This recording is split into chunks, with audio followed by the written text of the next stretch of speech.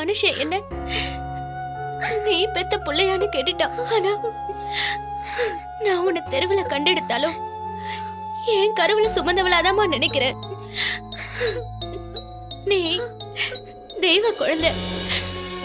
நீ இந்த வீட்டுல இருக்க வேண்டியவளே இல்ல, கோவில்ல இருக்க வேண்டியவமா.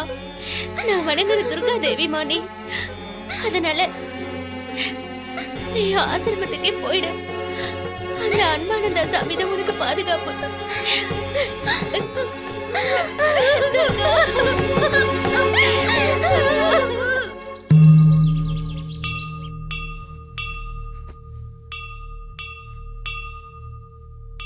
சாமி வாமா துர்கா. அப்பா எல்லாம் எனக்கு தெரியும். நீ ஒன்றும் கவலைப்படாதம்மா. நான் உன்னை தப்பான இடத்துக்கு அனுப்பிச்சதால அந்த அம்பாள் என்னையும் தண்டிச்சிட்டா. அதே மாதிரி இங்க முதல்ல ஆசிரமத்துக்கு திருட வந்த 5 பேரும் இப்ப சாமியாருங்கிற போர்வையில ஊருக்குள்ள மக்களை ஏமாத்திட்டு இருக்காங்க. அதை அம்மன் சக்தி கொண்டு மூலமா தடுக்க நான் ஒரு வழி சொல்றேன். நான் சொல்ற இந்த மந்திரத்தை நீ மனசுக்குள்ளேயே உருப்போட்டு வந்தேன்னு வச்சுக்க, அந்த அம்பாளே வந்து உன் மனசுக்குள்ள இறங்கிடுவா. புரியுதா? காலை கொடு.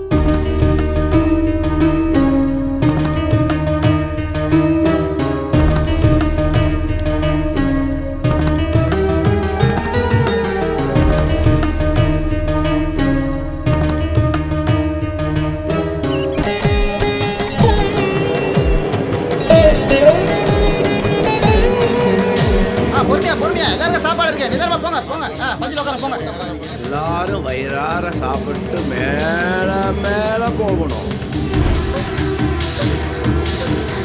சாமி உங்ககிட்ட ஏதாவது சொன்னா? ஒன்னும் சொல்லியமா, என்ன திடீர்னு? இல்ல, நான் உங்ககிட்ட ஏதோ சொன்னேன். ஏதாவது கனவு கண்டிருப்ப. அதான் ஒன்னும் சொல்லேன்னு சொல்றேன்ல. அந்த ஆசிரமத்துல ஆமா, அன்னதானம் போற போஜா அந்த ஆசிரமமா அன்னதான சாப்பாட்டுல விஷம் கலந்துருக்கு. அதை சாப்பிட்டு நிறைய பேர் சாகுற மாதிரி கனவு கண்டேன். சீக்கிரம் அந்த ஆசிரமத்துக்கு போக சொல்லுங்க.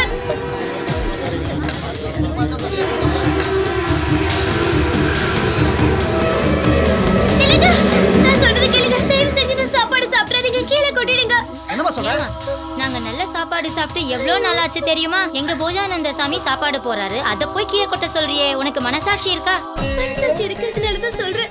இந்த சாப்பாட்டுல விஷம் கலந்துருக்கு. என்னமோ சொல்றாங்க.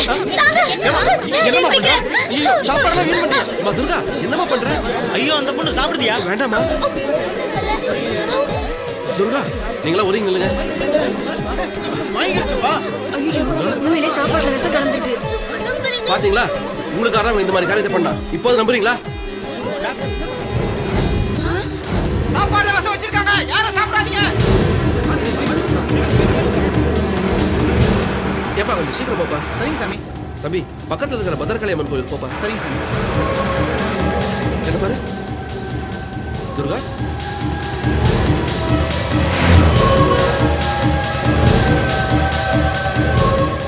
அம்மா துர்கா,